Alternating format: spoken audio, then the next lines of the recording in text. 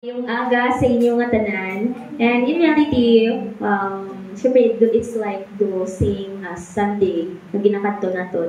And so far, wala man kami gigan sa ganun nga fear nga di ka mo magsimba mo kay madagyang ka mo. Bangod kay ginpakaon di ka mo namon sang truth. Amen. Di ba la? That ang involvement sa muni nga mga bagay is idolatry. That's why, wala ito kang pati, manamatay ko sa hindi ko magkabay pa after sa pasipahon. Hindi ko mo itong maghapit. No? But then, I know that you already fed sa tulong sa Ginoo. Okay? So, isilibrar natin ang kaayos ng Ginoo, of course, every Sunday. Ginasilibrar natin ang paghimaya sa Ginoo kapag hatag sa glory sa iya. So, I request everybody to please rise. Tindog kita as we give respect sa pulong sa Ginoo. Let us read the Word of God in Mark chapter 7 verse 1 to 7 and then Matthew chapter 15 verse 1 to 9. Medyo malawig-lawig niya siya, but then subong pa lang tapuso na lang natin basa and then para karon isa na lang kapag discussion.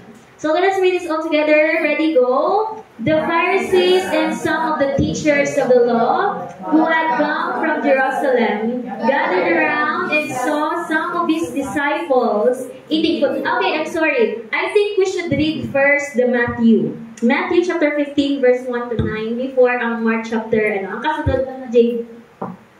Okay, before kita mag-ato dito, para mas ang flow, mas maklaro. Okay, again, sorry, Matthew chapter 15 verse 1 to 9. Ready, go! Then some of the Pharisees and the teachers of the law came to Jesus from Jerusalem and asked, "Why do you your disciples break the tradition of the elders? They don't wash their hands before they eat." Jesus replied, "And why do you break the commandment of God for the sake of your tradition? For God said, 'Honor your father and your mother,' and anyone who curses their father or mother is to be put to death. But you say that if anyone declares that what might have been used to help their father or mother is devoted to God, they are not to honor their father or mother with it. Thus you nullify the word of God for the sake of your tradition. You hypocrites! Isaiah was right when he prophesied to you, 'These people honor me with their lips, but their hearts are far from me. They worship me in vain. Their teaching are merely human rules.'" Actually, down pada sa chapter 10, si Jesus Christ ginasert niya na ginabaylo nila ang kamatuoran sa ilang tradisyon. Right? Kaya nangakig di ang mga Pariseo sa mga disipulo. Kaya ang una nila nga practices is before they eat, they should wash their hands. Kaya pag-wash ng ilang kamot, hindi lang isaya basta nga, dapat isa ko, di ba magkaon ka mangugas sa kamot? Doon nga para matinlo lang, no. There is actually a spiritual truth behind nga ang nagahugas sila sa ilang kamot. So, but then, ang ginubra sa mga disipulo, wala sila yan ang hugas sa ilang kamot. Bangod kay gamak ang mga disipulo, no. Now, there may essence na why they did not wash their hands sa pagkaon nila. And then let us go to Mark chapter 7 verse 1 to 7.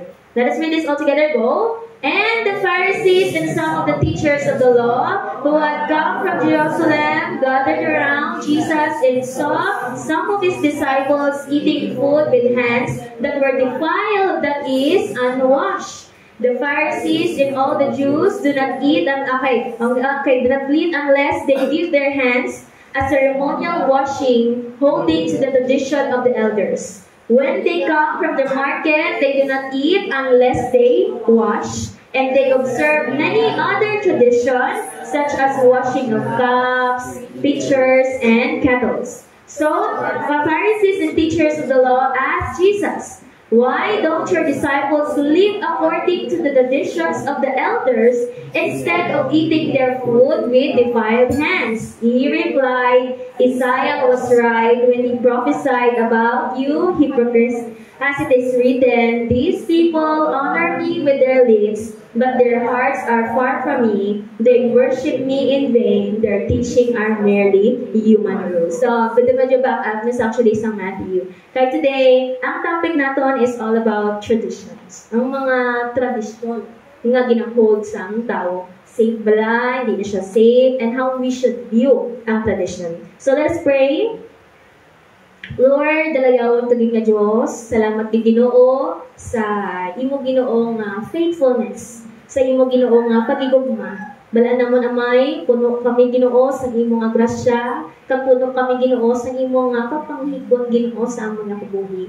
That's why may tapos kagid lang dayawon, hindi lang bangod amay nga sa mga good things na na-receive naman sa imo, tapos ka kadayawon Father God, kay ikaw gid man ang Diyos nga nagtuga sa kalibutan, nga dapat ikaw lang gid ang pagsimba, ang mga paghalad, ang mga praises, dapat sa imo lang gid man gina-offer Father God. That's why, ginahuman mo Ginoo, ang pinakatinutuyok mo sa amon nga kabuhi, nga wala kami sa iba nga simbahon, kundi ikaw lamang. Tulugi pag Ginoo nga amon tani pusoon nga maghigugma Ginoo sa imo kag mag-follow Ginoo sa pinakatinutuyok mo Ginoo sa amon nga life. Salamat amay sa kusog, salamat Ginoo sa mga kaalam, and let it be padayon ang balaan nga espiritu among magahatag sa among Ginoo sa pag-intindi nga magdalom kami Ginoo sa among nga pagtuo, nga Lord maging mahangtong kami sa among nga faith, nga hindi kami Ginoo madayaan sa kaaway, hindi kami madayaan sa among nga unog, and even Ginoo hindi kami madayaan sa sistema karigan nga Lord sa pamalakaran sa sining nga kalibutan nga para Ginoo maging sakto kag Lord diretso ang among Ginoo nga panglakaton Ginoo sa imo, na hindi kami Ginoo nagatalang, hindi kami Ginoo nagabalikid Father God, hindi kami Ginoo nagakadto kun diin Father God, but Lord maging diretso ang among nga pagpangalagdan Ginoo sa imo Father God. Salamat kay Ginoo, and Lord all the glory belongs to you and to you alone lang Father God. Ikaw gid ang Dios nga dapat mahimaya kag gusto namon nga mahimaya ka sa among nga mga pagpamati sa imong nga pulong sa Lord sa mga pagsimba nga gin-offer namon subong Father God. Let this offering be a sweet smelling Father God sa imong nga tiilan, and let this offering Father God nga maging acceptable Father God dira sa imong nga tiilan Father God. We love you so much Father God, and all the glory and honor Ginoo and praises belongs to you. This is our prayer in Jesus name. Amen. Amen. So I request everybody to please sit down. Alright. So, traditions. There is a small village kag may isa ka nanay nga nagaprepare sa sang meal sa iyang kabataan. And then, samtang ga-prepare sa sang roast, sang ga-prepare sa balasang beef, okay? Ginakat niya all the time ang edge before niya ibutang sa pan. And then, tada luto sa iya nga nanay, sa iya nga bata, nga amo na for me, ginaubraya, ginakapya ang edge all the time. And then, one time, namangkot ng iya nga bata sa iya, baya, nay, nga ginautot mo ng kilid, di ka noon, nga ginautot mo ng kilid, ang basang nanay, baya, mood gani nga, blok balo, kung baya pala mo sinula mo, amo na ginaubraya sa muna. O, ti, namangkot yung sinula ya, ang iya lula, nga dahil ako na kinobra ni mama, kinautot niya pero niya ang beef, kuno man before sa lutoon niya, before niya i-roast, nga nagkadlaw ang iyakan nila. O kaya, bilang mo sa muna, tikado lang kami. Ang pan, ang pan, gamay lang. So that's why, duwa pero may kaluto ang kinobra ya. That's the reason, nga gina niya, ginakapya, nakadlaw sa. So meaning, have you noticed, no? Naging norm na lang sa silog sa panimalay, bangod kayo, kay liwat amo nang ginaobra halin kay lula without understanding na ginaobra na sa iya nga lula. So how often we hold into traditions without understanding some purposes? Di ba? Damo may gina-follow ang tao nga kasunod lang sa pero sa totoo lang wala sa nakaintindi nga gina-follow niya na. Kag wala sa nakaintindi nga anong rason sa behind sa iya ng mga actions. Okay, so most of the time actually, damo kita gin pangpasahan na, di ba? Damo nga ang usually naging pangpasa sa aton is ang belief sa muna sa harap kita sa may of course sa Catholicism. Di ba? Mostly nga mga belief practices, mostly halin sa mga katigulangan na pasa sa aton. But then, di ba, ako, nag-follow lang kita, pero wala ka nakabalo nga, Di ba, ang gusto mo na wala, naghahalad ka sa pagkaon, sa may, sa picture, kung magpista na tayo. Di ba, I thought sa muna, sa gamay kami, Though, ano lang, nga taga mo na, i-mahalad ka lang ba lang ang mahalad, without wala ka man kabalo, nga nagahalad. Di ba lang? Pati pag ang mga kandila, das ano, ulihin ko lang ng magaling na realize, ang ginobra na galing nila, bangod kay gusto nila na hindi magtalang, kung baga magbalik ang soul, hindi magtalang ang ang kalag, magdirekso sa iyang balay. Sa kalantaw ko, ang movie, sa bata ng movie, nalipat ko, ang may bones, I forgot. Kaya ginagindom-dom ko, Coco, na si Coco, sino nang title niya na? Coco, ang Coco na title niya. Ang Coco, di ba? It's, ang gina-follow, it's a Mexican na belief. Di ba? Nga pagpatay, kilala mo butang ang iyong picture, and then para magbutang na ang festival, mabalik ang soul. Mexican is actually nga belief. Pero gina-follow natin, di ba? Right. And then many others, dumutamo pa kasi nga mga superstition, and of course, mga beliefs, nga mga gagmay-gagmay, nga mga superstitions na beliefs. Siguro sa mga kananayan kinaton, aware dito mo katamaan sa mga that kind of belief. Kaya kami sa muna, na bata-bata nagawa, right? Hindi nagawa masyado nga kasahan. Pero, hasta subong, buhik sa gihapon. So that's why, sakto na siya, nga dapat i-examine naton ang kada mga tradisyon nga ginasunod naton sa aton nga life. Di ba lang? Nga-examine mo siya, how? Kaya para ka siya, para ma-examine mo, kung whether ba lang sakto ni siya, right pa ni ba lang, sundon mo ni, basik may lain ang significance ng meaning sa muni kasi nga bagay. Or are you holding them out of habit, or do you truly understand the lives out there, gi-live out ang iyang meaning sa muna kasi nga tradition. You know, even today, we have our tradition, di ba? Sa aton nga simbahan, may mga tradisyon man kita nga gina-follow naton, as well man sa ibang ng klase nga simbahan. So but then, are we allowing this tradition wala nga to draw us closer sa Ginoo, or merely nga rituals lang gid ang ginaobra sa isa ka tao? Hambal ni Merriam Webster sa dictionary, hambal dire, tradition, what is tradition? Sa may ginsigin, Okay, tradition is handling down of information, beliefs, customs, by word of mouth, by example, from one generation to another, without some written instruction. Usually, ang mga tradisyon, may araman sa written, but then most of the time, it is siya, ang halin sa amount lang ng oral right? Pasa-pasa na siya. Pasa-pasa hindi lang sa orally, as well as by example. Di ba pa same sa intro ko nga illustration, ginkat na sa nanay ang beef before sa magluto without knowing nga kulang, hindi lang galit ka igop sa pan niya galit kay by example, ang una all the time pinaobra sa iyang lola, napasa sa nanay, mapasa man sa bata, kung wala lang to sa nakahibalo. Kung taon niya wala, kung i-trace back mo ang pinaka-original, hindi mo na matrace kung diin ang pinaka-origin. Di ba? Kaya ang real meaning sa origin, na siya, nag-iba na siya through sa passing, sa muni-passing tradition. So, passing down, handling, right? Handling sa information, belief. Di ba? Mostly, ang mga pagtuo, gina-pass down na sila naton. Right? Sa customs. So, wala pala, even in the Old Testament, they were also, ginmanduan sila sa Ginoo, na ang mga belief is dapat nila i-pass down nila sa mga kabataan, generation to generation. Ang pag-passing down, tradition na sa mga, right? Passing down sa belief nga may ara sila halin kay Moses. So, ang mga magagamit tradition, it's either traditional teaching or traditional practices. Duwa lang na bagay. Mga practices, pagpanudlo, or ang mga naandan ng mga buluhaton. But the teaching or practice, but then, when it comes to tradition, ang mismo na tradition is neither good or bad at all.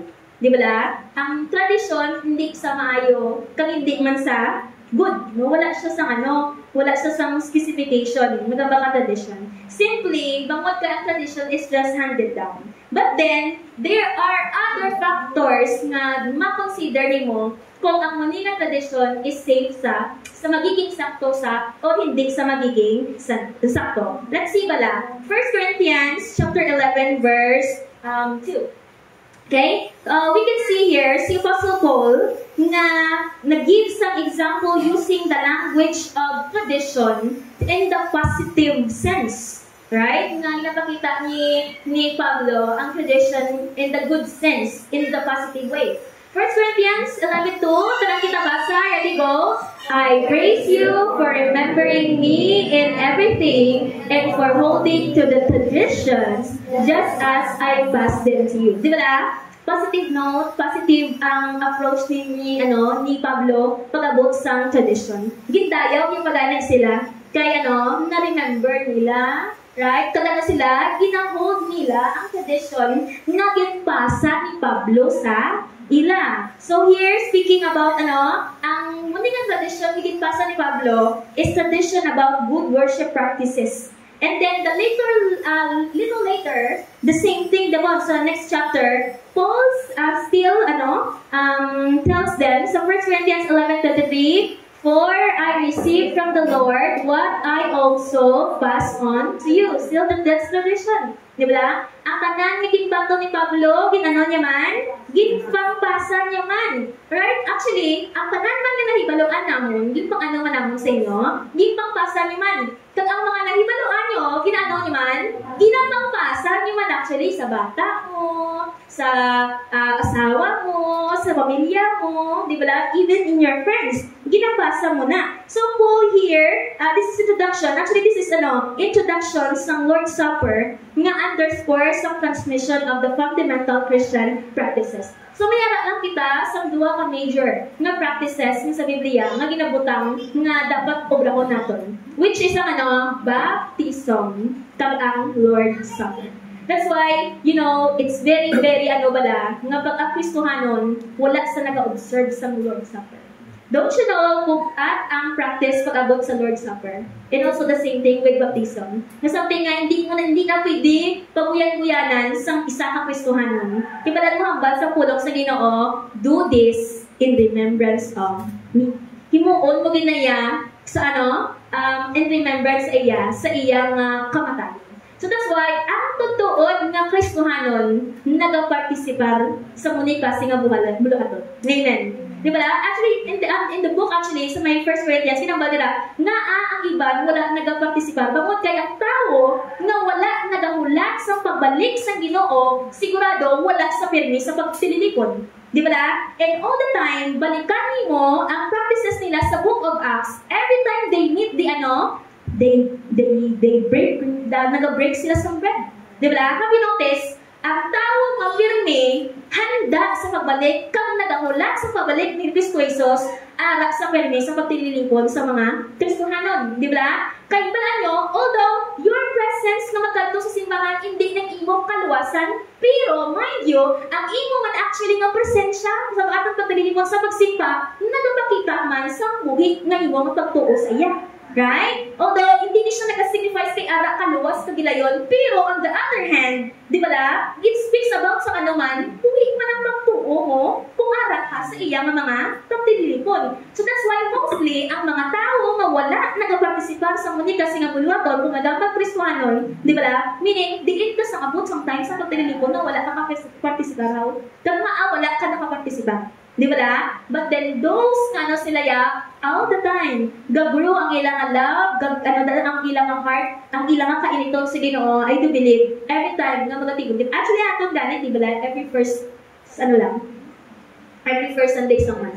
Although wala man na sa kung anong day ang obrahon, second Sunday, kahit last Sunday, pwede mo na obrahon. Kahit in the middle of the month, pwede mo na obrahon. Ang iba sila daily, ang ilang pag-obra. Every time nagatipon sila, nag-break sila sa ilang bread. So, that's why, ang na-receive ni Pablo, from the Lord, ginpasa man ni Pablo sa ila when it comes to sa observance nila sa the Lord's Supper. So, Paul here is applying the doctrine of the Lord's Supper, which he receives and then pass on to the Corinthians to their practice in it. So, that's why mo nang bayang what I receive, I pass to you. Likewise, the same thing also in 1 Corinthians chapter 15, verse 1 to 5, 1 to 3. Let us read this all together. Go. Now, brothers and sisters, I want to remind you of the gospel I preached to you, which you received, on which you have taken your stand. By this gospel you are saved, if you hold firmly to the word I preached to you. Otherwise, you have believed in vain. For what I received, I passed on to you as of the first importance, that Christ died for our sins according to the Scripture. So, Paul emphasizes regarding some core gospel na message that anong pinaka-core sa mensahe, ang kamatayon.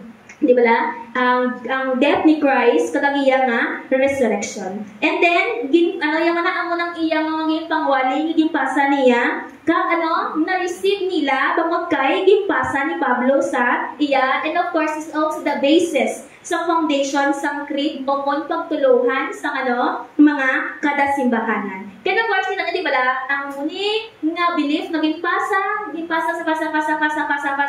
is very important klase nga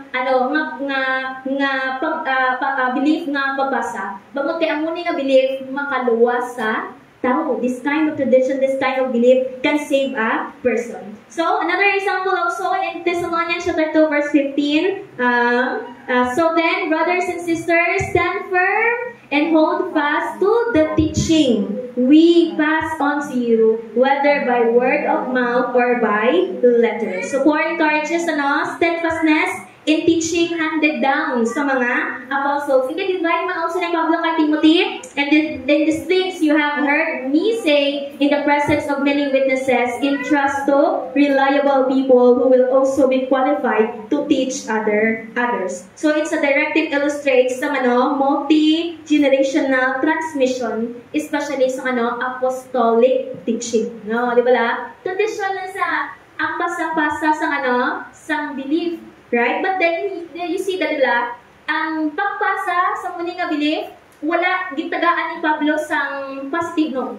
Diba? In the good sense, when it comes sa tradition. So, what's the deal? Kaya there are examples in the New Testament regarding commending. Magkakong-comment pala, ito is like praising. Diba? Wala kinapakalain ang tradition. But then, yet si Jesus Christ, He spoke against ang tradition. Di bala, nag-clash si Pablo, nag-clash si Kristo Jesus. Kaya all these verses is lang sa commending sa tradition on the positive no. But then we see sa may Matthew and Mark, si Jesus Christ, ginano yung mga Pharisees, ginarigwap ya, ginsawaya, pag very holding when it comes sa pagkapyot nila katamaan sa mga tradition. So, because tradition itself is not bad. Di ba? Ang tradition itself hindi sa malain. Pero, it was being tradished, so to speak, what is being handed on and why is it being done, diri amo ang factor nga maging basahan kung ang tradisyon maging insakto sa o hindi sa maging insakto. So, wala laing gidya sa tradisyon. Pero, kung paano siya ginpasa, kung paano sa gina-apply sa tao, diri ang factor whether you see it as a right or wrong. So, in the New Testament traditions are viewed as valuable when faithfully transmit divine teaching and foster genuine faith. Sa New Testament, ang tradition gina-viewed as may value siya bala. Bangod kay ga-transmit siya sa divine na teaching kang nagapukaw sa pagtuo sang tao. The same thing, di ba? Ang tinobra ni Pablo, ang tinobra ya, transmit ya, but then this is ang transmission, ang transmit niya nga belief regarding sa kaluwasan paagi kay Kristo Jesus. So, sakto ang gin-transmit ya kasi nga tradition. So, however, when tradition overshadows, contradicts sa commandments ng Ginoo, they become detrimental. Meaning, nagiging mali siya kung ang tradisyon nagasubak, of course, sa commandments ng Ginoo. Kaya sino ang mas highest, how? The people or God? God. Di ba? Tingin ang mas highest, how? Tradition or the scripture. It's all the time scripture. Later on, we will talk about regarding some sola scriptura. Diba? Magkakagaling sola scriptura, ano na siya? Bible alone. Diba? Meaning, holding ang ginataga, ang ginabiling, ang gina-set mo nga highest authority, hindi ang tradisyon, hindi ang ginapasa nga mga belief, but then, halin sa pulong sang Diyos. So, ano na, kung overshadow yan, mag-contradict sa pulong sang Ginoo, of course, nagiging detrimental na siya. So, the key lies in discerning the content and intent, what is being handed down, ensuring it aligns with God's will. So, Arya, nagkakinadlan ni sa sang discernment sa part sa isa ka tao. Nga ano ko no, nga ang daya sa isa ka belief, kalang daya sa isa ka practices, ang iya content, kalang iya nga intent nga ginpasa sa imo, kaya mo i-ensure nga nag-align ni siya sa kabubuton sang Ginoo. This calls sa tawag naton nga ano, discernment. Di ba? Meaning discernment is wisdom nga nagahalin sa Ginoo. So that's why ang tao pag wala sa pulong sang Dios, kag hindi siya wala sa sang guidance sa pulong sa Ginoo, kag wala sa nag-grow sa pulong sa Ginoo, I tell you, magiging lawlaw ang pag-discern mo sa mga bagay-bagay. Pero kung ano ka, maging mapakon ka sa Word of God, dapat ka na ibaluan sa pulong sa Ginoo, I tell you, maging sensitibo kagidaya when it comes sa detective. Right? So, meaning, ako na, ang ipasa sa imo, kung ano, strong ang imo nga discernment, kag strong ang imo nga pagtuo sa Ginoo, kaya mo na siya i-evaluate. Kaya mo nag-scan, di ba, sa airport, before ka magsulod sa airport, ang mga gamit mo, ginascan na nila, para makitaan kung ano ang pinakasulod-suludan. Malamang work is tanas, ang ginapaano niya sa aton, ang ginapresent niya sa aton ang fasad. All the time ang satubang. Kaya, notice, kung mag-ubra ka sa isang bagay, ang ginapanaming for me, sa tubang. One time, nag-uong kami experiential, kami obra scrapbook. Siyempre, ako wala ang bata, akong obra sa scrapbook, kaya yung mga tigulang, nagsasaga ako sa kablang obra scrapbook. Siyempre, wala ka na time, ginamake sure mo lang ang tubang, namin. Wow, ang tubang niya, as in tagwa, gitagaan mo sang time. Pero, pag-abot na sa likod, wala na mga unod. Mga pasabayan na lang. Di ba na? Ang word ni Satanas, wala mo ni. Kung i-presenta kita ni isang Satanas sa mga malaway na bagay, sino ba yung makagat? May makagat, wala. Wala may makagat, Right? So, meaning all the time, ang sa diba ka sa advertisement, makabakata ko ng ice cream, ang tsuras ng ice cream sa tarpaulin na minamit, di ba? Pero kung mabakala ka na, ang yatag sa imo, wow, dukuting mo yung mananggalit, di ba? Hindi siya, expectation versus, na reality. Meaning, ipakita ang mananggalit. So, that's why, ang muna siya, sa mga bagay-bagay na nagadaya sa aton, ang tanan pirmi nga atubang, ang tanan nga pasadya sa manamig na sa. Ang dili na sulod ang discernment, di ba? Nga sa kanami isang iya nga katubangon, makit-an mo ang iya nga ulit. Di ba? Mga behind sang iya nga kanangigon, ma-detect mo. Pero ang magkakulay ka niya, kung wala ka nag-grow sa pulong sa Ginoo, I tell you, hindi ka maging mabakod sa pag-discern sa muna nga mga bagay. So, unang positibo, ang aspekto sa tradisyon, di ba? Transmission sa teaching.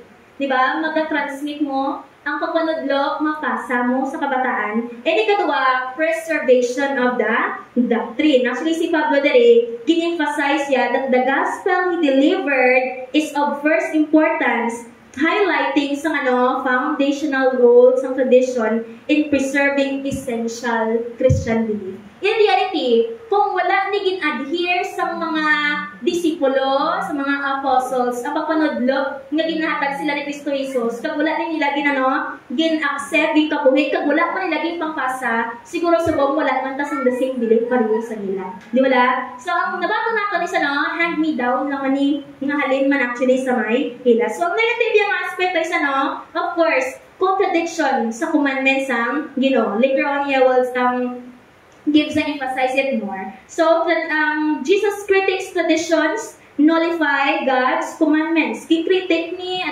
Isu Cristo ang mga tradisyon, kay siya, nagasubak siya sa commandments ng Ginoo. Mark chapter 7 verse 8 to 9, nabasa po lang sa Ginoo, you have let go of the commandments of God and are holding on to human traditions. Kaya man ginano mo ginlet go mo ang mga pagsubok sa Ginoo kay ginakaptan nila ang tradisyon sang tawo. Right? Verse 9, and he continued, you have a fine way of setting aside the commandments of God in order to observe your own traditions. Grabe no, tawagin kung ano laotang tao, no? Set aside ya ang commandments ng Ginoo para para mahuman niya ang tradisyon sang tao. So this is siyang one of the example in the Mark nga naging critic ni Jesus Christ ang scripture, ang tradition, pagkat kay siya over sa commandments, kina-nullify nila ang commandments. Of course, another is superficial blessing of worship. Jesus also addresses the issue of superficial worship driven by human tradition, quoting dira sa my Mark chapter 7:6-9, and the people honors me with their lips, but their heart is far from me. In vain do they worship me, teaching as doctrines commandments of men. Nga nagkamba si Christ sa mga Fariseyo nga ang ilang mga pagdayaw in vain. Bangod kay nagaubra sila sa tradisyon, pero in reality, ang ilang mga tagipusoon is far from God. Meaning, wala sila sa matagtuod na conversion. Di ba la? So, ang basihan sa kaluwasan, hindi ang pagsunod sa buluhaton. Di ba la? Ang basihan sa kaluwasan is ang pagiging born again. Na real na conversion na nagkakatabok sa tao. So that's why it also highlights regarding some danger of adhering tradition nga nag-focus lang all the time sa external kasi nga mga buluaton nga wala sila sa gitawag nga genuine kasi nga devotion sa Ginoo. That's why, di ba, all the time ginaremind kita bilang isa ka Kristohanon nga mangin wala pulos ang aton nga pagsimba subong sa Ginoo kung wala na sa matutuod nga pagiging debutado sa iya. Magkabaka debutado, hindi na nga naglumod ka halin sa pagkatusulod diri, di ba la? Hindi na siya nga baw ihatag kung ang kabilugan nga may ara ka para ihatag sa simbahan. But magkabaka gani devotion, meaning imo ang imo nga heart nimo nagalay man iya sa Diyos. So let's go back on the Gospel of Matthew. Dali kita Jake sa pinakapulo. So the Gospel of Matthew and Mark, the Pharisees and the scribes confront Jesus, questioning ang iyang mga disciples nag-eat without performing some traditional nga hand-washing rituals. Actually, ang ginatawag na nga washing sa ilang hand, ginatawag nga nileta yadagim. I think, sa ipakita lang sila para makita nila. So, it's really, ang norm na nila, tradisyon na nila, practice na nila, nga ang regarding sa washing of their hands, rituales kina nila. Ang netala yadagim. Okay, so yadagim was a ceremonial act rooted sa syempre Jewish na sa mga custom, involved specific procedures such as pouring water over each hand in designated manner, often using handle cup. So the origin of this ritual can be tracked back sa biblical instruction given sa priests alang sa may Exodus chapter 30 verses 17-21 na ang may custom ang mga Hudyo na nagapanghugas sila sa ilang kamothaw. Ibalikan natin sa Exodus 30. Let us read this all together. Ready, go? Then the Lord said to Moses, make a bronze basin with its bronze stand for washing.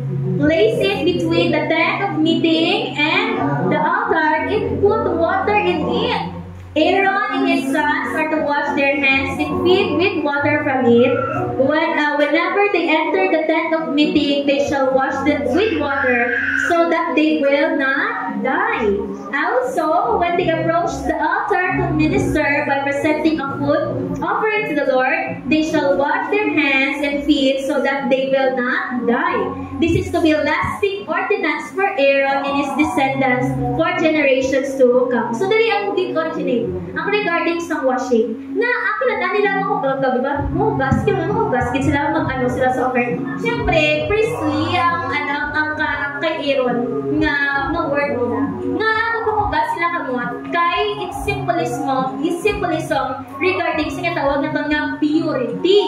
Hindi sila pwede ka-approach sa puluhaton sa Ginoo nga ano sila, mahigkog sila. That's the reason nga ang nagapanghugas sila sa kamot. Have you noticed that the way ang basin, di ba, in front of the church, di ba, sa mga Roman Catholic, sa radang basin, which is, kita, ang nabragay natin before is, ginadip nito, and then we sign of the cross. But in reality, sa my Old Testament, nga, kaya sila, basin nila, for washing lang din na right? Nga makakas ang mga ang mga higkog sa ilang mga kamot nila, sa mga lawas nila, tungod kay they would approach the presence of God. That's the reason kinahanglan nila mag-appear sa Ginoo nga sila, nga matilog sila. So halin kay Aaron, ginamba nila, that should be their blessing o nga ordinance. Kalin kay Aaron ha. Pero over time, sa Jewish na tradition, extended this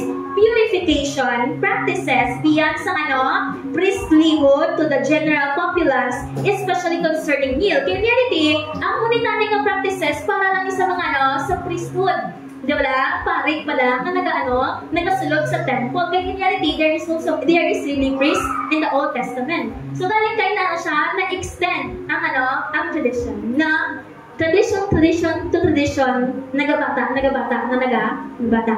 Right? From this, mabata sa muli. From this, mabata sa muna. From this, mabata sa mabata. So the disciples' decision to eat without adhering, palagkita sa my first verse, sa Matthew. So the disciples' decision to eat without adhering to the rituals was not due sa ilang negligence sa hygiene, but was a deliberate departure from the established customs. Okay? Nga ang hindi nila pagpanghugas sa kamot, wala nagapakita nga wala sila nagadinamak sila or wala sila nag-adhere sa proper nga hygiene. But in reality, wala na nila obra kay gusto na nila i-cut down. Gusto na nila mag-depart, gusto na nila magpalayo sa muni klase na andan nga mga customs. Diba? Makuton ka nga wala tagapamistaw, bawal sa inyo. Diba? Nga wala tagadinagyang bawal sa inyo. It's not actually bawal. Kaya wala kang partisipan, gusto mo na i-cut down. Amen. Gusto mo na mag-depart sa muni klase nga mga customary nga ginaobra naton, nga balaan naton nga hindi sakto sa tubangan sa Ginoo. Amen. So that's the reason. It's not bangod kay bawal. Right? Siyempre bawal bangod ka and it's not right sa tubangan sa Ginoo. But then on the other hand, ang aton nga practices, we wanted to be departed from this kind of practices. Ang unang ginobra sa disipulo nga wala sila ng hugas. Gusto nila ipakita sa Pariseo nga we want to cut down this kind of tradition. By not following the tradition, a hand washing, they challenged gina-challenge nila ang prevailing religious norms, emphasizing sa pag-abutan kay Christ, ang gina-emphasize isang inner nga papanghugas. Di ba? Hindi na sa sulod. But then, hindi siya galing sa kung ang sasagwa. Di ba? But then, kung sa sulod. Hindi ang kinakaon nila, ang nagapahigpok sa ila. Di ba? But in reality, ang totoo na napagahigpok sa ila, isang ila nga, tagipusot. Ang nagapahigpok sa Pariseo, hindi ang mga tradisyon. Di ba? But then, nagapahigpok sa ila, ang ila tagipusot. Ang nagapahigpok sa ila. So, ang emphasizing focus in the inner purity, genuine nga pagtuo over sa external kasi nga mga rituals. So, Jesus used this situation to teach the true defilement that comes from within, halin sa thoughts, halin sa actions. Gusto ipakita ni Kristo Jesus nga ang pagiging defiled, ang paglapas wala naton, hindi alin sa sagwa. Ang emphasizing Christ dire, ang paglapas halin sa talipusoon, hindi sa external, but then internal. Hindi nila mabahugas ang ilang kamot, but then ang pinaka-problema is ang talipusoon. So that's why it's worth noting that while the disciples did not perform the ceremonial washing, it doesn't necessarily mean nga neglect nila ang basic hygiene practices. So the criticism sa mga Pariseo was specifically about the ritualism na aspect of hand washing, iti general ng cleanliness. So that's why disciples chose to forgo the traditional hand washing ritual was a conscious decision nga to prioritize nila ang ilang faith kadang inner nga purity, sincerity over sa established na nga mga customiya. Diba? Established na nga mga customs. So this act serve as also sa catalyst kay Jesus Christ na i-teach ang kamatuoran regarding sa nature, sa defilement. Kada importance ang itawag na mga internal righteousness. Bakit kay, we cannot gain righteousness externally. Right? Even nga, pila pa ang mahatag mo, pila pa ang mabulig nimo sa tao, hindi na sa +1 + 1 + 1 sa iyo.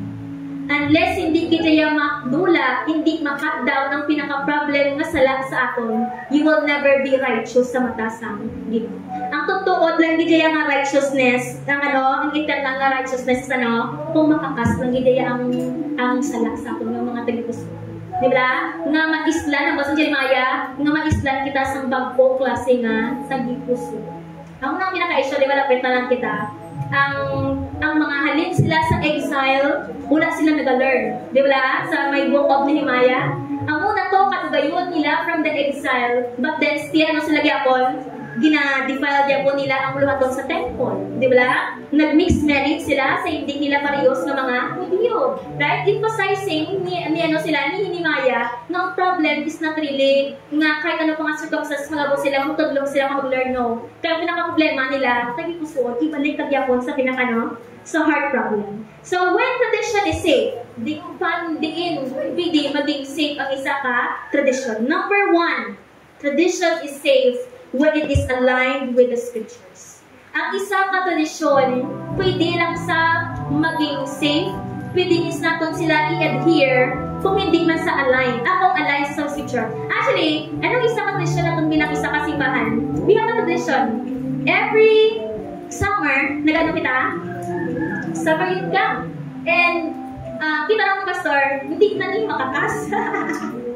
Diba na? Kay every summer, to be na-anticipate na sa kanan ang summer youth camp na may lugar na kita ganik sa sa camp na to. Dito yung January, palang manong April na.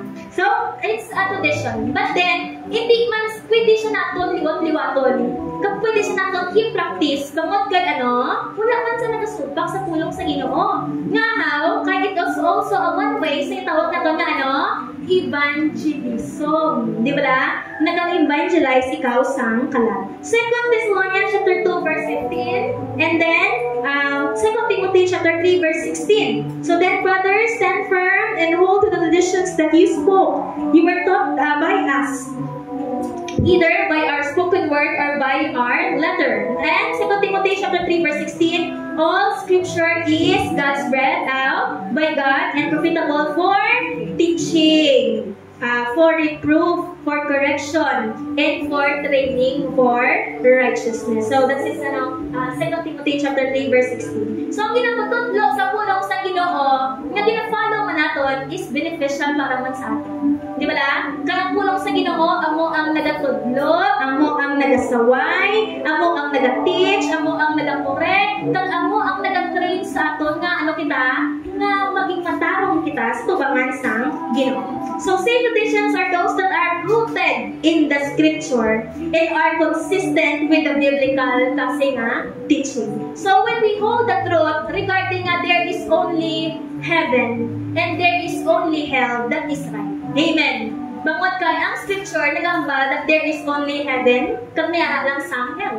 Kung ang scripture nagambal nga there is may babae lang kag ang lalaki, this kind of belief is true. Di ba? Kaya even the scripture says there is only, kag pinobraya malang si Adan, malang kag si Eva. Right? Kag isulig galing ang Ginoo galing ang Sodom kag Gomorrah bangod sa mga homosexual kasi nga mga practices. So kung kung marot sa mga tradition, I don't know. Kay kada panimalay, may mga sila, may mga traditions kamo nga gina-hold bala. Di ba? Nga gina-implement nyo sa sulod sa inyo mga panimalay. So, paano mo mabalaan ng muli nga tradition sakto, mabalik ka lang sa Word of God? Di ba? Na kung ang pulong sa Ginoo, kung ang nagaling tradisyon, naga-inline, consistent sa mga biblical na teaching. So that tradition could help a believer understand and live out the word of God. For example, sa atong nga practices natin sa baptism, baptism is commanded in Matthew chapter 28 verse 19. Right? So that's why one of the examples sa tradition nga na ato niya a saint tradition. So baptism symbolizes believers' identification with Christ, death, burial, resurrection. So it is rooted in the scripture. It aligns with Jesus' commandments na ginabalya sa iyang disciple, baptizing them in the name of the Father, the Son, and the Holy Spirit. So hindi pwede ang Kristohanon na hindi siya mabaptize sa water. Kaya ang ginabala ni Christ sa may ang great niya nga commission. Ikadua, when is tradition state? Ikadua, if it is Christ-centered, of course. Kung ang una nga belief is Christ-centered. 1 Corinthians 3:11, for no one can lay a foundation other than that which is laid, which is Jesus Christ. Romans chapter 11:36, for from Him, through Him, and to Him are all things. To Him be the glory forever. Right? So actually, pwede ko rin ang verse ng Romans chapter 11 verse 36 nga naga-establish nga ang tanan nga bagay dapat paralan kay Kristo Jesus, ang glory. So that's why, ang kada buluhaton, even kahit ang tradisyon, kung hindi sintro si Kristo Jesus, mangin wala sing pulos. Have you noticed, di ba? When people celebrate, sa isang celebration, kag gina-offer nila, kag ginahambal nila, ang iya ni Kristo Jesus, pero ang ending, ang iya prutas, wala pagkilinaway, di ba? Ang iya fruit sa muna kasi nga buluhaton, unod nun, iya gigman na isang Ginoo ba na? Di ba?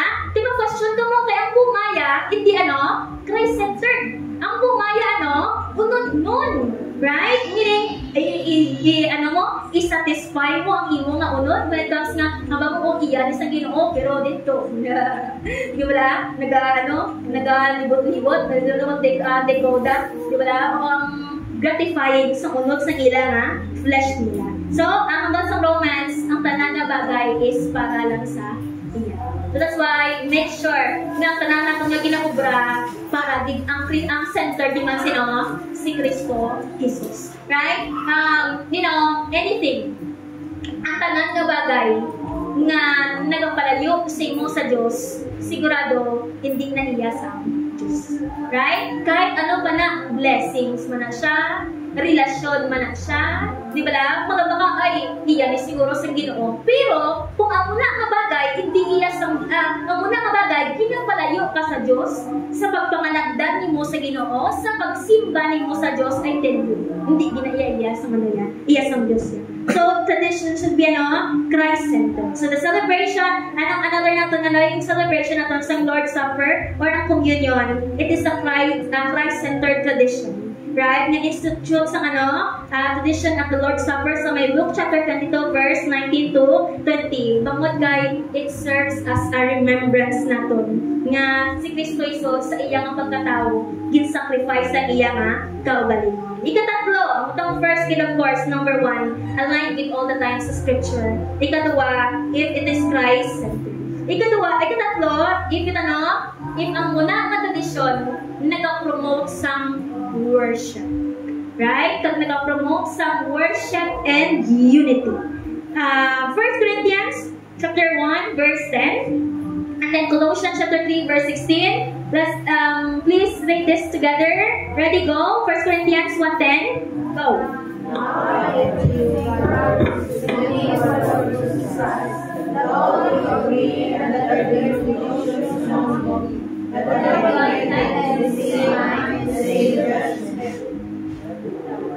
Colossians families. Let the word of Christ dwell in you richly, teaching and leading on the singing songs and hymns to yourself, strengthening your hearts with God. Right? So let the word of Christ dwell in you richly, teaching and admonishing one another in wisdom, singing psalms, hymns, spiritual songs, Thanksgiving sa aton nga tagipuson. So traditions that promotes unity help the body of Christ remain united in the purpose, in faith. So worship traditions that draw the congregation together in praise and adoration, they foster fellowship kag matutuod nga spiritual growth. Ang tutuod ko ng safe na tradisyon, sigurado, it will move you to truly worship. Nang iya bala fruit bala is sa paghatag man sang himaya sa iya. Kag ang muna nga bulaton, ma-unite ang kada body sang Ginoo, kag siya mag-grow kita sa when it comes sa gitawag nato nga fellowship, di ba? Nga maging united ang body ni Christ, nga mapuman ang iya nga purpose. Di ba? Pinaka-purpose niya sa body, and then mas maging maligod pagit sila sa pagtungo. So there are traditions na wala nagpaprodusar sa worship, I tell you. Di ba? They are traditions na wala nagabunga sang pagdayaw gidya sa Ginoo. Kung ang ang bunga niya, nagiging unod lang siya. So the ika-apat, it enhances spiritual growth. 2 Timothy 3:14, as for you, continue in what you have learned and have firmly believed, knowing from whom you learned it. Habang ni Pablo kay Timothy, nga si Timothy mag-continue sa pagpanudlo naging pasa ni Pablo kay Timothy. So kita din ang gipagpasa ni Pablo kay Timothy, naga-enhance sa pagtubo. Right? So, and also James chapter 1 verse 25, but the one who looks into the perfect law, the law of liberty, and perseveres, being no hearer forgets, but the doer who acts, he will be blessed in his doing. So, safe traditions help believers grow in their understanding in the scripture. Kag magdalong pag-id ang ilang relasyon sa Ginoo. Kung hindi ka manilhig, di ba kung may patay? Alam mo kung mga kayo doon ako, kung nga wala pang pinatulungan actually sa mga sa mga superstition nila. Ano na lang, isang nabalaan ko, di ba kung gabi, hindi ka bakal daong? Kag hindi pili ka bakal bugas? I don't know, am I right? Hindi pili ka bakal bugas kung gabi? Asin. Hindi pili ka bakal asin. Di ba lang? Kung tama, di ba lang? Kung tumano mo na, ano magulig na sa growth mo? Di ba la? Anong mabulig na sa imong spiritual life? Di ba la? Kung hindi ka magpakatapos, kung hindi kasi magkatapos sa imong nails kung gabi, di ba la? There's also belief na hindi ko na pagkakdali mo kung gabi, kaya madawalasig ang imong kabuhi. Di ba la? Pero in reality, hindi ka magpapag kung gabi, kaya delikado. Di ba la? Hindi ko makitaan ang kuko mo, hindi ka mapilas. Pero kung following that, mahadlo mo ka talagang sundot na ginili kasi matabok sa atin, ano ang iyangan end? Di ba? Anong maging mahulig yan sa spiritual life mo? Kung sundot mo na, or hindi mo man pagsundot ang mula kasi nga bagay, di ba? Wala siyang epekto na benefit sa imo. Kung wala man sa may madulang sa imo, kung hindi mo na siya mag-follow. Galing, ang gitawagan nga naanda na. Di ba? Ang word na naanda na, budlay na siya, kakasun. Di ba dapat ang tao naanad sa life niya, naanad sa mga oda tayo taga-domingo, yan harap ka sa balaya, kag sa maubra sa sanggulaton niya. Pero kung Kristohanon ka, masimba ka, di ba lang, ma-change siya. Kaya kung ma-change na sa, ang naandan mo, yan mo, sakson mo, kung ang tao, nagkapagudlayan siya. So that's why, kung sisaan yung anay, ano ang mabulig yan sa imo? Sa pagtuon mo, maano din man sa balag, it will help you nung mag-grow ka sa spiritual life nimo. So that's why, ano tawag niyo bala? Ang practice ng reading the scripture and meditating the word of God. Di ba? You are told na magano ka mo, magbasa sa Biblia, mag-meditate sa pulong sa Ginoo. Kag it's really a good practice. Kang maging tradisyon sa isa ka tao. Nga kag mag-meditate ka sa pulong sa Ginoo, anong kulay ginasay mo? And then mag-grow ka na spiritually. Basa ka word of God, di ba? Koreksyonan ka, ang imong faith magiging mabakod ka. So ang uni kasi yung bulaton, mag-distinguish mo, kung ma-distinguish mo nga, sakto para sa imo, bakit nag-enhance pati sa imo nga pagtubo nimo spiritually. Dahil kung magamba, kaya dupili mo ako kasi kung nag-naog sa nga, kung natutunan. Hagdoong flame, doara sa tutunulan kung ano ginapugak ko. Okay, so the practice. So that's why nagtawaan hay. Tradition is safe kung nag-enhance man sa ano, spiritual growth. Ikalima, adaptable without compromising the truth. Di ba? Pwede mo siya i-adapt, pero hindi ka pwede nga makakompromise sa may kamaturan. Right? So, 1 Corinthians chapter 9, verse 20, and then 1 Corinthians 9:22, to the Jews, I became a Jew in order to win the Jews. To those under the law, I became as one under the law, though not being myself under the law, that I might win those under the law. So, 1 Corinthians 9:22, I have become all things to all people, that by all means I might save more. Ano si Pablo man? From si Pablo sa may sa compromising, no, he is no. Ang ginagawa lang to the Jew, I became the Jew, para mawinyan ko ng mga Jew ko, no, pag-dose ko ng mga Hintil, naging parisin ka sa ko, no. This is not about sa ilang mga practices. Right? But then, nagkakapa si Pablo, nagkapag-isa sa ila, without, di ba mo nagwadlay? Nag-isa ka sa ila na hindi ka ma-compromise. Dapat ka sa tao na hindi ikaw ma-defile, di ba?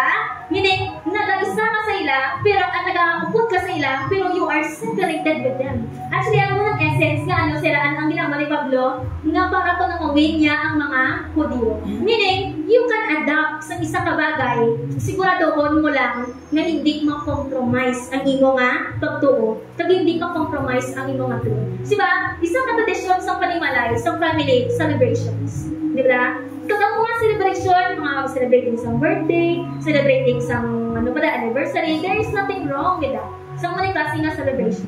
Pero kung all the time, ang pag-abot sa kada celebration, all the time celebration lang, pwede mo yan isikway ang Ginoo para ma-adhere ka ng bala mo ako niya tradisyon. So, ang panimala mo, tapos ma-attend ka ganyan sa beach na yan, di ba? So, meaning, the same thing, basa ko niyo sa Mark, di ba? Mga Jesus Christ sila, mga foolish na bangot kay ginabuyan nila ang commandments sa Ginoo kay gusto nila hakson ang ilang tradisyon. Gina-set aside nila ang commandments sa Ginoo kay para mahapos nila ang tradisyon. Right? So it's not all about some tradition lang itself. Right? So meaning, pwede kita ka-adapt sa isang kabagay, pwede ka kainom sa soft drinks. Diba? Pwede ka kainom sa juice. Right? Pwede ka kakaon. Pwede ka kapaligo sa baybay. Diba? One of the enjoy ko last time sa paglakat natin sa may sa GC. One of the namian ko na. Diba? Ang muli ng mga bagay, you can adapt. Diba? Ma-adapt na kita. Ay, iba yung paligo pa sila Domingo. Diba? Kita yung paligo na kita taga-holiday. O, diba? Pili mo man sa isaylo para hindi kita mag-compromise sa truth. Amen! Diba la? So, ganun kaya ang pinapili sa tao nga ubarhon niya ganyan ang tradisyon niya na kahit lang kahit musikwaya ang gusto sa Ginoo para sa iya. So, si traditions adapt to different cultural contexts while remaining faithful to the core message of the Gospels. So, tradition should not be gated. I don't know, I think it's in Germany. I don't know if it's in Germany. Ang ilang mga kabataan, every nap time, ginaputang isa sa buwak sa balay nila. And then, dito pinapatulog ang bata ba lang? Kasi kung grabe nga grabe nga culture ang ila. Di ba ito niya? Actually, kahit tugnaw, kita ko, ginaputang nila bata nila sa sagwa sa balay nila every nap time. I don't know what causes them sa mga nila nga. Pero culture practices na nila yan. Kaya mo na yung culture, wala pa nag-apekto sa iyong belief, di ba? So, there's nothing wrong sa mga klase ng mga kind of practices. So, the way Christians celebrate Christmas, celebrations across the cultures may have different kinds ng pamaagi, right? But then the central message, especially, di ba, celebrating some Christmas. Although Christmas, tatapos ng Christmas, right? And the same thing with the New Year. Di ba na celebration? Most of the time kita ko celebrate New Year, di himnon Di ba? Pero sa balay sa mga Kristiyano, kita ko celebrating sa New Year is celebrating the faithfulness of God through of the year. Singing songs. Kita na, di ba? singing songs, pagpangamuyo. Galing iba niya, no? Wala. Ang tungga, right? So, inom kasi nga, inom. So, there are different kinds of way of that, making it, but ang message galing sa kada tradition. But then, make sure na ma-adapt ka, pero dapat hindi gidya mag-compromise ang imo nga or else makontra ang Diyos sa imo. Di ba basta ko lang sa Ginoo, if you love the world, the love of the Father is not in you. That is compromising. Sa mga Carla, balan ko, nagano siya, nagano sa kay dapat subong maduty sa si Sir Dan Amuman. Walang Sir Dan, Sir, ma-letter ta sa school sa mga para sa camping. Diba ni Sir, hindi na nga naisubong kayo ng hindi sa daan sa participation ko sa dinagyang wala. Kasi ang mga sila karoon nga mga yung ka-favor, tapos sila yung ma-favor sa imo hindi. Ang pala birahin ang sunan activity. Di wala birahin ang sunan activity para maano kita. Pero that's true, di ba? When it comes to faith, kailan lang, hindi kaya panindogan. Ang ni Pablo, stand firm sa tanan nga ginhatag, ginpass down sila. Stand firm in your faith. Amen. Sa tanan ng mga nabato nato halin sa pulong sa Ginoo, especially sa ato ng pagtuo, stand firm sa muna kasi nga tradisyon. Right? Ang adhering sa faith naton kay Kristo Jesus. So when tradition is not safe, of course, it's not safe when it contradicts the scripture, when it distorts the word of God, right? So it's unsafe. When tradition becomes an idol, it's not safe. Little children, keep yourselves from idols. Do not make yourself a carved images. Exodus chapter 20 verse 4. So meaning, magkabaka dito na idol, hindi lang nagsayaya mga image last time ginawa nila Sunday idols mo. Hindi lang na siya Diyos or carved kasi images. Even ganit di ba 6 doon sa no? Hindi kagidaya mag-ubra sa carved nga images. So, magkabaka-idol, that is anything na ginauna mo sa Ginoo. That is an idol. So, meaning, kung unahang sang tao ang iya nga tradisyon over sa commandments sa Ginoo, of course, ang tradisyon niya na nagiging idol na siya. Di ba la? Kapag mag-prioritize mo sa over sa Ginoo. So, there is nothing wrong with loving parents. There is nothing wrong with gaining money. There is nothing wrong with sa imo nga trabaho. Dahil kung ang una ka bagay mag-separate sa imo sa Ginoo, magpalayo sa Ginoo, that becomes your idol. So, mabiging sang idol siya kay kung mas i-prioritize mo sa. Ikatatlo, of course, it hinders your faith. Matthew 23:13, woe to you, scribes, Pharisees, hypocrites, for you shut the kingdom of heaven in the people's face. So, meaning, ang tao, nga ginahambal sa Ginoo nga hipokrito, ang mga tao nga makaubra sa buluhaton, pero wala isang matudtuod kasi nga conversion sa ilang tagipuson. Ika-apat, divides the church. It's not safe ang tradition kung ano na kita nag-divide na. So traditions that causes division are excluded. Others based on the non-essential differences are unsafe. Kasi kita sa mga churches, sa naglaing kasi nga churches, wala kita sa ila. Kung nagagamit man sila microphone, wala man sila nagagamit sang drums, wala man sila nagagamit sang organ, doesn't matter. Di ba la? Kami kayo ba? Kami kasi ba? Wala kami ay gamit ko mo drum niya? Kami yung kami sa labi ko mo yan. Di ba? There are certain things nga hindi malang related sa aton nga halawasan. Kag hindi siya tawag na to nga major ng mga doktrina. Wala na sa wala na siya sa ganun din na impact sa imo nga salvation. Tolerable ang muna kasi nga mga bagay. Pero ang mga bagay na nag-apekto sa kalawasan sa pagtuo, hindi na yan tolerable. Right? Kung yung simbahan na nagkakaon sa kampong, pag ang simbahan na wala nagkakaon sa kampong, di ba? Hindi mo kailangan sila i-judge or mainit ka sa ila, kaya muna kailangan practices.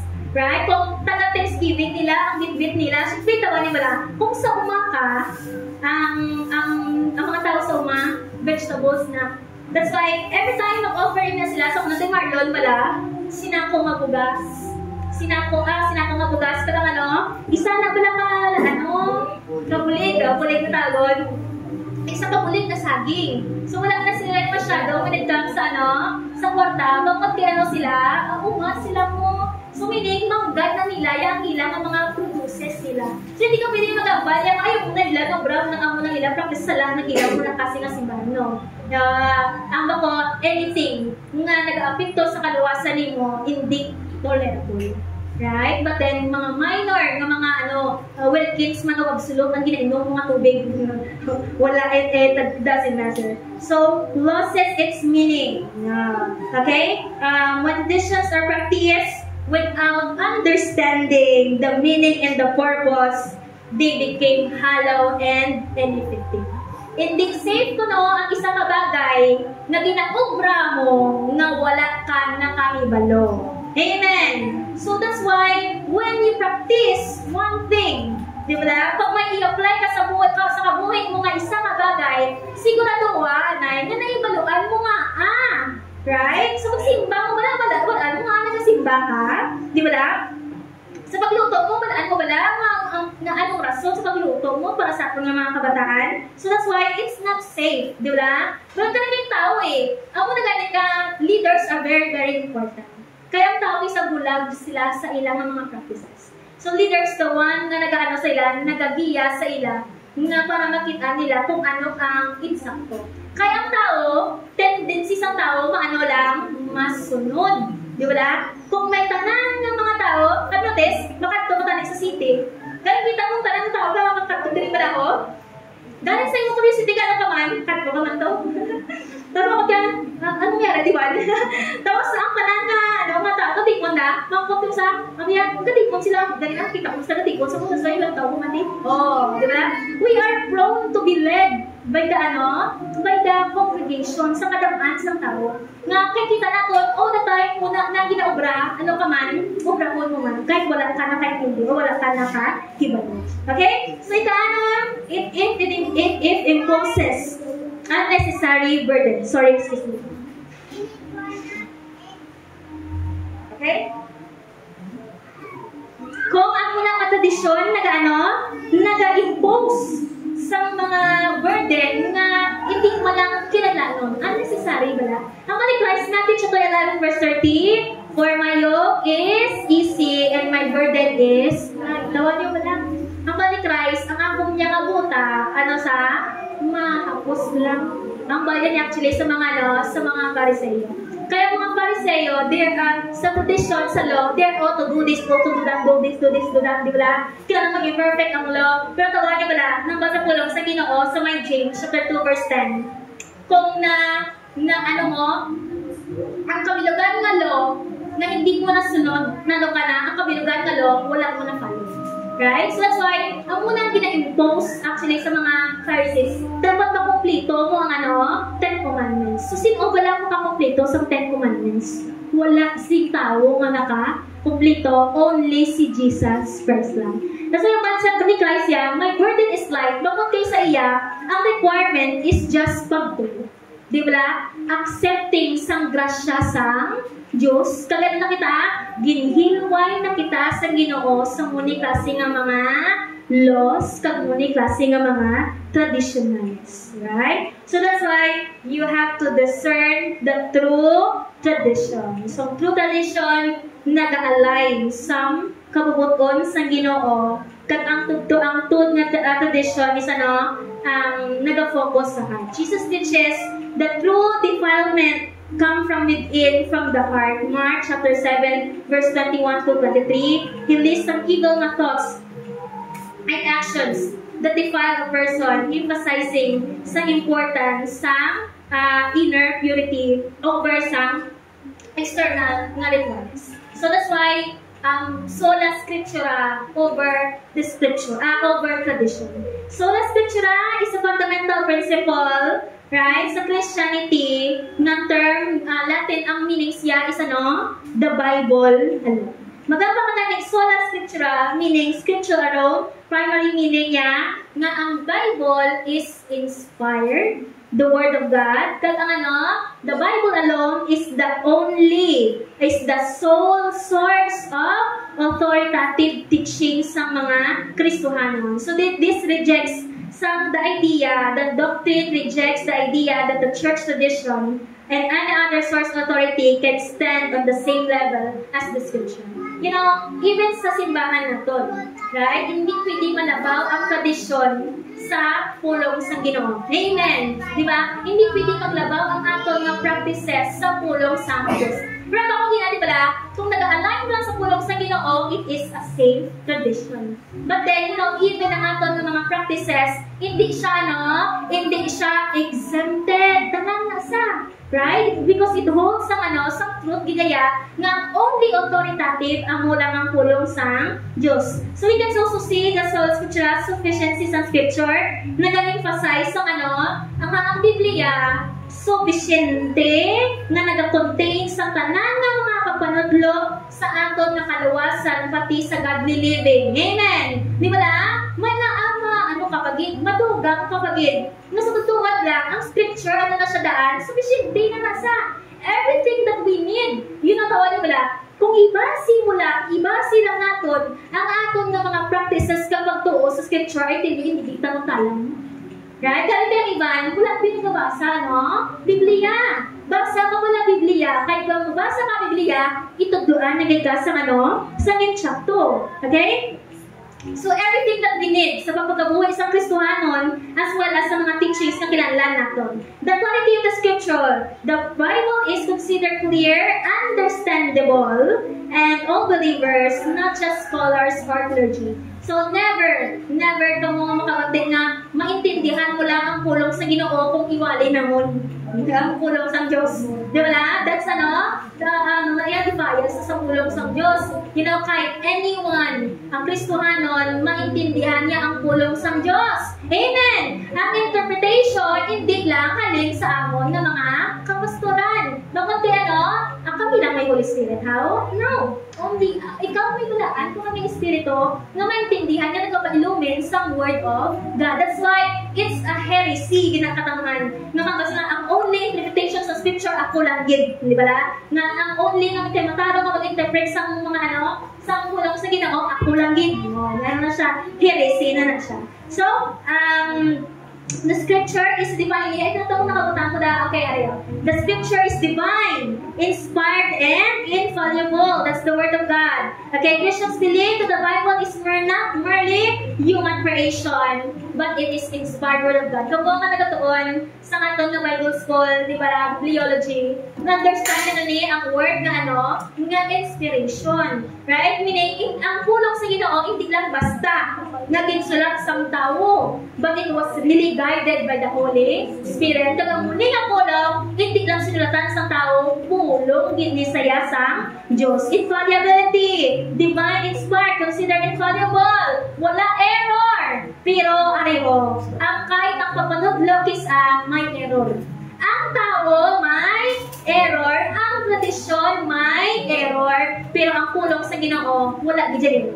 That's why it's really safe na mag-stick kita sa pulong sa Diyos. Ikalawa, Scripture is sufficient for salvation and Christian living. Sufficient na sa ang Scripture sa kaluwasan kag sa peswanan ng pagkabuhi. The authority na Scripture is supreme na pinakamataas klase nga otoridad na dapat i-hold natin. Ang tao, under lang na yan, sa idalong na siya. And ika-apat, tradition can become corrupted. Bangod kay ang human fallibility.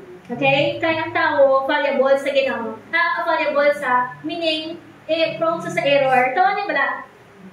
Kung ako magatag sa inyo sa istorya, ipasa ko sa inyo, pag mamatay ko, isang istorya na ginabasa ko sa inyo, Christian, ipasa ko sa inyo, nag-iba. Di ba la? And then after naman dito, ikaw naman, ipasa mo man, di ba la? Kung patay ka man, ipasa mo, nag-atiba man siya. So that's why tradition is corrupted. Bangod sa human fallibility. Scripture is accessible to all believers. Hindi kita magtalang bangod kay ang scripture accessible man sa tao. Kung ano ganito subong, hindi na kamo galing na anak mo dala, hindi na kita mo galing galing dala sa physical na Bible. Ang tanang nga Bible, anak na sa diin, parang na lang sa cellphone. Sa cellphone na lang galing, pero wala pa ginabasa makabasa.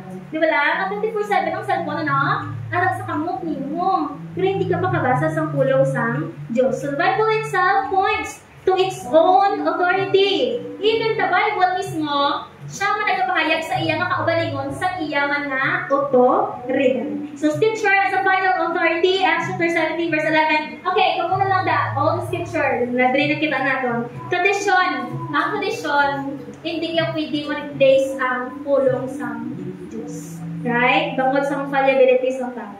So that's the danger of tradition. Kagad of course the last, ang dangers of tradition over sa scripture. So last na lang, tapos na po. So why scripture is higher than tradition? The principle of the sola scriptura holds that the scripture is higher than tradition because it is a divinely inspired, infallible word of God, sufficient ang salvation sa Christian living. But then tradition, although valuable man ang tradition, but it is human-made and can become corrupt. Di wala? Ang pulong sa Diyos ya, hindi ginobra sa tao. Ang Diyos niya ang nagano, ang naghatag. Pero ang tradisyon niya, kita lang ng tao ang nag-ubra. So that's why it's really prone to for error, na maging corrupt kita. So the Bible itself affirms ang iyang authority, and the Jesus and the apostles were warned against elevating human traditions above the commandments of God. So by holding scripture as the highest authority, ang Kristohanon can ensure that their faith remain in God's revealed word and not potentially fallible human tradition. Ang pag-hold ko nga ang scripture labaw kahit sa scripture kag babatol nga ginahol ng scripture alone, it makes sa aton bilang isa ka Kristohanon nga makasigurado kita nga ang mga pagpati ka gina-follow naton maging rooted or nag-ugak sa revealed word sa Ginoo. So that's why examine. Amen. Personal nimo. Diba lang, even sa atong nga simbahan, kina-examine mo na natin, don't you know? Hindi na exempted ang aton nga papanood or even ang aton nga simbahan. Kaya kahit kami, ginamsisa na namon kung mga ginapractice bala natin insakto ni. Diba lang? Kita pagdidman all the time. Ano ka? Tawag niyo bala? Kung ano ka mo mitikuloso bilang isa ka mga ginikanan. Baka mo sa utan, hindi man, di ba? Pinapili mo, di ba? Diin ang may gabok, diin ang molds na duman na wala, matagsira na. So, lang mitikulos naman. Ayo, maging mitikulos, be mitikulos, be mitikulos man sa imo nga mga ginapatihan. Naahaw, kay kung magsala ka sa ginapatihan nimo, magkakasala kita sa Diyos. Ikaduwa, maapektuhan man ang imo nga pagtuo. Kag ang mga ginapangpasa, kag ang mga impluwensya nga ginatudlo nimo, madila pala. Kung ako din ginagawa mo nga binay pagsalat na, kakabasa mo sa panimalayan mo, sa bilog mo pamilya, bilog ka mo maging salat. Right? So that's the reason na kita, kung kadawa lang kami mitikulos kita ganek sa mga bagay na pasalunod natin sa aton na kabalingon, the same thing man sa aton ng mga halang. Amen! May hindi lang basta lamon na kalamon. O sisaan ay ang mga bagay-bagay. Kag hindi kagid magliko kung ginaisisa mo halin sa pulong sang Diyos. The only nga authority sa aton nga life. Let us all rise. Let us stand. Lord, salamat gidamay sa mga pagpanudlog Ginoo nga ginbilig mo Ginoo sa amon. Kaya ang pagpanudlog Ginoo nga halin sa imong nga pulong hindi corrupted, Father God. Lord, nagatudlog sa amon Ginoo sang insakto nga dalan. Nagatudlog sa amon Ginoo padulong sa kaluwasan. Nagatudlog sa amon Father God sang Lord kung paano magkabuhi bilang isa ka Kristohanon sa siningang kalibutan. Kag Lord, ang ini nga inibalo sufficient tanan halin Ginoo sa imong nga pulong. Let it be nga maging discerning ang among tagipusoon, nga maging magkaangkon kami Ginoo sa kaadam Ginoo. Na Lord, hindi kami Ginoo maging bulag sa mga practices, hindi kami Ginoo magpamulag-mulag Father God sa among Ginoo nga mga actions Father God, mga belief Ginoo, para hindi kami Ginoo makakompromise sa imo, kag hindi kami Ginoo makasalak sa imo nga tubangan Father God. But Lord, paagi sa imo, ikaw ang Diyos nga naghilway sa amon Father God sa mga tradisyon nga nagahatag sa kabukatan sa amon nga kalag. Kagitagahan mo kami Ginoo sa grasya Father God nga naghilway sa amon Ginoo sa sining Ginoo nga mga Lord, Father God, na very impossible na tumanong isang tao, Father God. But Lord, sa imo nga pulong, ikaw naghambal, Ginoo, ikaw ang nag-fulfill sa tanan, Ginoo, nga mga law, Father God. And in you, there is now freedom, Father God. May kahilwayan na kami. Kagsalamat, Ginoo, sa muna, Ginoo, kahilwayan. And kaway pa, nga Lord, sa mga belief namon, hindi kami liwat magpag-ahos, Father God, sa mga salang, Ginoo, nga mga tradisyon na mga gina-follow, Father God. And let it be na maging live kami, maging aware kami, Father God, maging focus kami, Father God, sa mga pag-correction sa amon na kabuhi, especially sa mga bagay na makianam ng Ginoo, nga mga dapat, Ginoo, kalakson, ng mga malit, Ginoo, kabay pa, maging mabuo, mga naging usuan, Father God, na Lord, we set aside ang muli ng mga bagay, Father God, na bangot, makitaan mo ng Ginoo, na hindi in line sa imo, Ginoo, nga kabubutuan, Father God. And Lord, salamat pa, ikaw ang Diyos na mag-usisa sa mga kabuhi, sa mga Ginoo naging usuan, and even, Ginoo, sa sinigino nga simbahan. And let it be, Ginoo, ang matudlong, Ginoo, all the time, ang mamatuoran na nahalin, Ginoo, sa iyong mga pulong. Kataw mo na, Ginoo, ginatimuan namon, bilang imo lawas, Father God. Kataw mo na ngay, ingam, Kristohan ang Ginoo, nagatimuak man kami, Father God, na hindi kami madayaan sa kaaway, Father God, at mabodyahan namon ang among Ginoo, ang mga tagipusoon. Salamat din, Ginoo, sa kada, Ginoo, individualis nga dali ikaw padayon, Ginoo, magpakamaayo sa ilang at sa ilang, Ginoo, mga panimalay. And Lord, kabay mo, Ginoo, nga maging bakot, Ginoo, kami sa among faith. At Lord, tutulog maging kami panigan sa mga kaalam, Ginoo, nga patulong sa growth sa among, Ginoo, nga spiritual life, panigan. Bugtawa kami, panigan, sa mga nadulungan pa, Ginoo, sa amon. Kay ikaw na, Ginoo, ang nagbukas sa amon nga mata, kung ba, Ginoo, sa kanta, panigan, bangod sa amazing mga grasya. Once, Ginoo, nga blind kami, but now, Lord, nakakitaan na kami. Kabay pa, hindi kami magpadayon, no, kabuhin na daw bulag, Ginoo, sa nang kalibutan.